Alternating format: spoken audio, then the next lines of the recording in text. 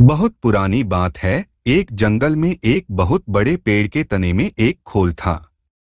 उस खोल में कपिंजल नाम का एक तीतर रहा करता था। हर रोज वह खाना ढूंढने खेतों में जाया करता था और शाम तक लौट आता था। एक दिन खाना ढूंढते ढूंढते कपिंजल अपने दोस्तों के साथ दूर किसी खेत में निकल गया और शाम को नहीं लौटा। जब कई दिनों तक तीतर वापस नहीं आया तो उसके खोल को एक खरगोश ने अपना घर बना लिया और वहीं रहने लगा। लगभग 2 से 3 हफ्तों बाद तीतर वापस आया। खा खा कर वह बहुत मोटा हो गया था और लंबे सफर के कारण बहुत थक भी गया था। लौटकर उसने देखा कि उसके घर में खरगोश रह रहा है। यह देखकर उसे बहुत गुस्सा आ गया और उसने झल्लाकर खरगोश से कहा, "ये मेरा घर है, निकलो यहाँ से।" तीतर को इस तरह चिल्लाते हुए देख खरगोश को भी गुस्सा आ गया और उसने कहा, "कैसा घर? कौन सा घर?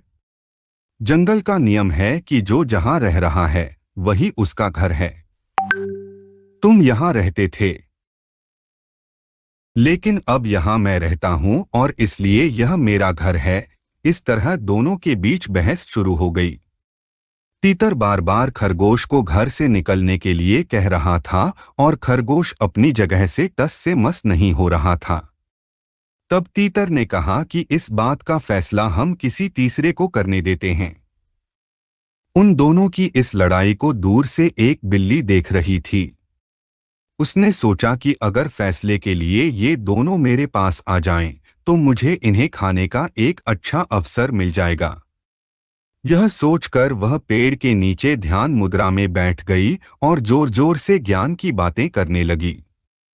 उसकी बातों को सुनकर तीतर और खरगोश ने बोला कि यह कोई ज्ञानी लगती है और हमें फैसले के लिए इसके ही पास जाना चाहिए।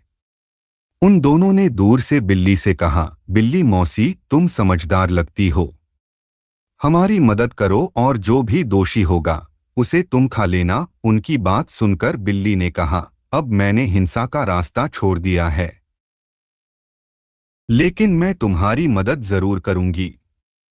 समस्या यह है कि मैं अब बूढ़ी हो गई हूं और इतने दूर से मुझे कुछ सुनाई नहीं दे रहा है। क्या तुम दोनों मेरे पास आ सकते हो?" उन दोनों ने बिल्ली की बात पर भरोसा कर लिया और उसके पास चले गए। जैसे ही वो उसके पास गए, बिल्ली ने तुरंत पंजा मारा और एक ही झपट्टे में दोनों को मार डाला।